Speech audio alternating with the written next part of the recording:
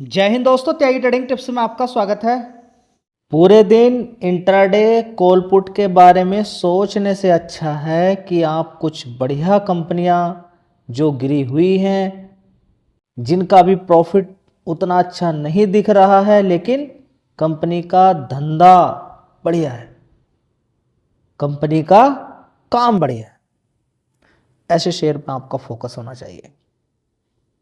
अगर ऐसे शेयर पे आपका फोकस होता है तो थोड़े समय के लिए वो दिक्कत परेशानी दे सकता है, हो सकता है थोड़ा सा समय बढ़ जाए, लेकिन लॉन्ग टर्म में वो पैसा बनाकर दे सकता है क्योंकि उसने अपना बिजनेस जमा लिया है।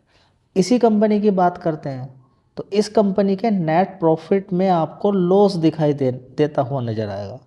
अब आप कहेंगे कि लॉस क्यों दिखाई दे रहा है, उसके बारे में यहाँ पर चर्चा करेंगे। अगर लॉस भी दिखाई दे रहा है तो एफआईज क्यों खरीद रहे हैं, समझिए।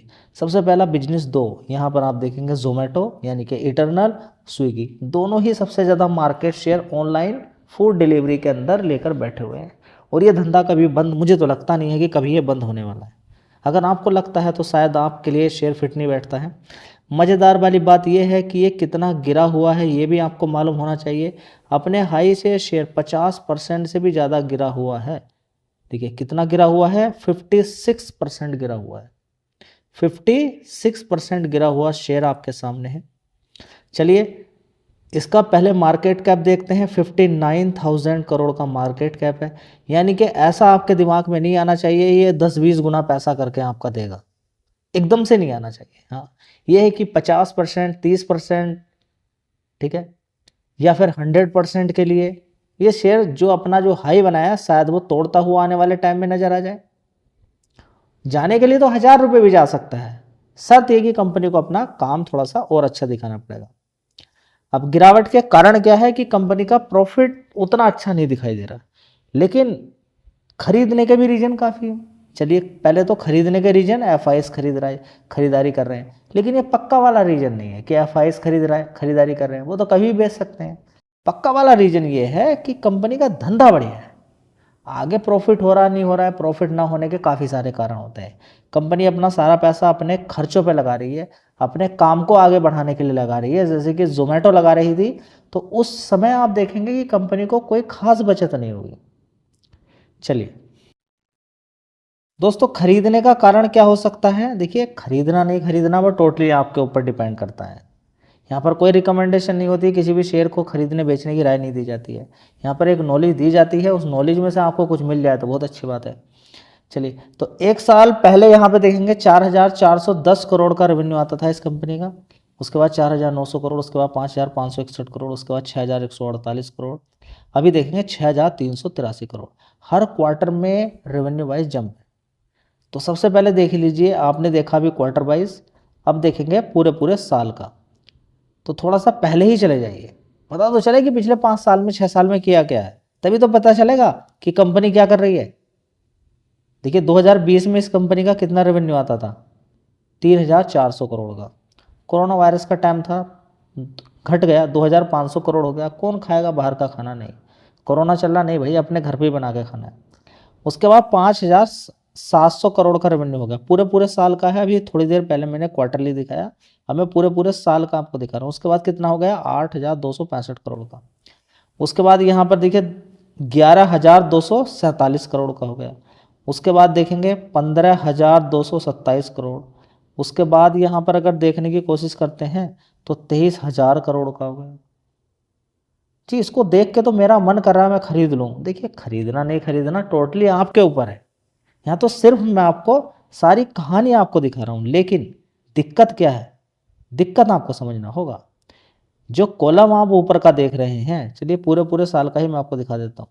इस कॉलम के नीचे है खर्चे। अब खर्चा मैं बार बार आपको एक एग्जाम्पल देता हूँ। क्या दारू पीने में खर्च करता है ये कंपनी, सिगरेट पीने में खर्च कर रही है क्या पैसों को, या गांजा तंबाकू खाने में खर्च कर देती है, नहीं, अपने बिजनेस को बढ़ाने में ही खर्च कर रही होगी ना। देखिए सेल्स पूरे साल की हुई 23,053 करोड़ का रेवेन्यू निकल कर आया। खर्चा कंपनी ने कितना दिखा दिया, 26,288 करोड़, मतलब कि जितने की कमाई नहीं हुई उससे ज़्यादा का खर्चा दिखा दिया। बस खेल यहीं पर ख़त्म हो जाता है कि एक कंपनी ने 23,000 करोड़ का यहाँ पर कंपनी ने अपना कमाई दिखाई है, रेवेन्यू दिखाया है, तो खर्चा यहाँ पर अगर कंपनी दिखा देती है 20,000 करोड़ का तो खेल बन जाए। उससे पहले 15,227 करोड़ का यहाँ पर रेवेन्यू था कंपनी का, उसके बाद 18,015 करोड़ का यहाँ पर कंपनी ने अपने खर्चा दिखा दिया। तो 15,227 करोड़ की कमाई, खर्चा हो गया 18,000 करोड़ का। ठीक है, तो नुकसान यहाँ पर नीचे वाले कॉलम में आपको देखने को मिलेगा। 2,100 करोड़ का नुकसान, 2,700 करोड़ का नुकसान, 3,700, तो ऑपरेटिंग प्रॉफिट में ही नुकसान है। उसके बाद तो नीचे डिप्रिसिएशन लेके ब्याज भी कंपनी को देना है जो कर्ज लिया हुआ है। उसके बाद नेट प्रॉफिट देखिए पूरे पूरे साल में 4,100 करोड़ का नुकसान, 3,100 करोड़ का, 2,300 करोड़ का, उससे पहले 4,100 करोड़ का नुकसान। तो क्वार्टरली बेसिस पे अगर हम देखने की कोशिश करते हैं कंपनी के, तो थोड़ा सा नुकसान कम हुआ है, जो 4 डिजिट में आता था वो कम हो गया बस। ठीक है, तो देख लीजिए यहाँ पर इस कॉलम में भी अगर क्वार्टरली बेसिस में आप देखना चाहते हैं तो देख लीजिए, जो आपको दिक्कत समझ में आएगी कि 6,300 करोड़ की इस कंपनी का कमाई हो रही है, लेकिन खर्चा देखिए 7,081 करोड़ का।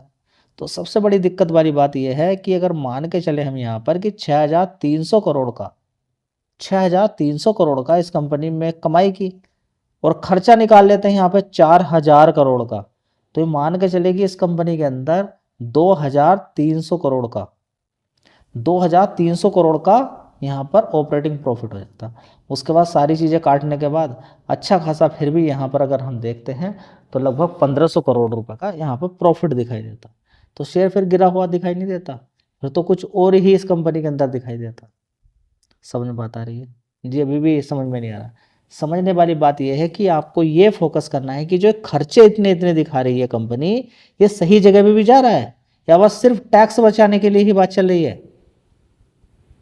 जीरो टैक्स देना सरकार को, कुछ नहीं देना कि भाई हमारी कमाई नहीं चल रही है।